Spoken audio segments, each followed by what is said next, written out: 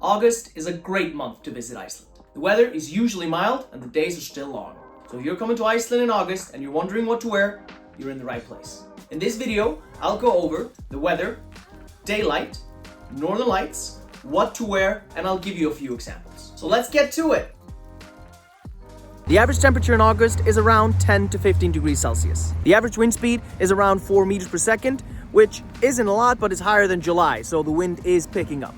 We also don't factor in the wind. So if it says that the wind is 10 meters per second and that the temperature is 10 degrees Celsius, then you can expect the temperature to be closer to 6 degrees. The average rainfall in August is 61 millimeters, which makes August the wettest summer month. We have around 11 rainy days in August on average. So waterproof clothing is a must.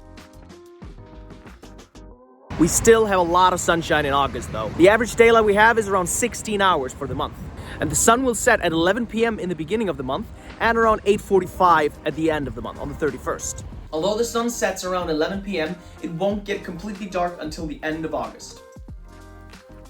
Because of the lack of darkness, you probably won't see the northern lights in August. The chances are slim. So if you're coming to Iceland to see the northern lights, August might not be the best month for that. It's more like a happy surprise if it happens. August can be a wonderful month. And when you come to visit, I hope that the weather is amazing and you'll just have to wear shorts and a t-shirt for your entire stay. However, that probably won't be the case. So our recommendations are for the cold, rainy, windy, cloudy summer days, when you still want to explore and you don't want the weather to stop you. So let's start at the bottom with the socks.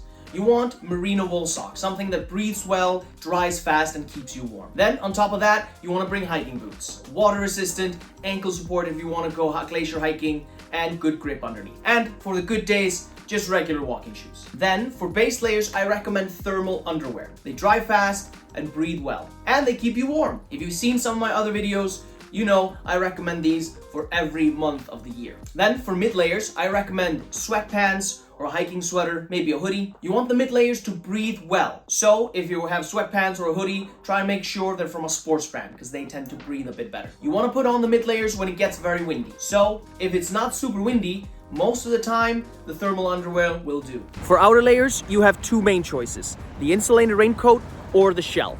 Both have pros and cons. I'll start with the insulated raincoat. The insulated raincoat is waterproof, windproof, and insulated so it keeps you warm. However, it doesn't breathe very well, so I would recommend wearing fewer layers to start off with, and if it gets windy, you add on the layers. Now the shell is highly water resistant, windproof, and it breathes much better. However, it doesn't keep you as warm as the insulated raincoat, so you will have to wear a few more layers underneath.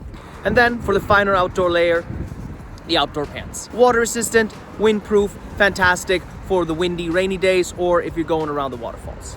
You put these on top of the sweatpants or on top of the base layer. Most of the time it's just the base layer and you'll be just fine. Now this is an example of a fairly typical day. Cloudy, windy, and kind of low summer temperature. For a day like this, you want to wear base layers, outdoor pants, and an insulated raincoat in case it rains or if you're going to be around waterfalls. Keep the medium layers in the bag or in the car should you need them. But just start off with the thermal underwear. Now this is a great day. And yes, we still have those in August. You can wear whatever you want. And then just bring the raincoat or the shell with you if you're gonna visit some waterfalls. But other than that, enjoy the day. Now this is a very bad day and a bit of an extreme example. But it's good to give you an idea of what to wear should you find yourself on a day like this. Rainy, windy, low temperature. This is the day you want to put all the layers on. The base layers, the mid layers, the insulated raincoat, gloves, beanies, the whole shebang. And if you put all that on, you'll be just fine and you'll be able to explore Iceland and do whatever you want. And that's it. I hope you have a better understanding of what to wear while you're here in Iceland and what weather to expect. If you want to save money on outdoor clothes, you can rent all the outdoor stuff right here with us. Use the discount code AUGUST for 10% off. But that's it for this video. See you in the next one.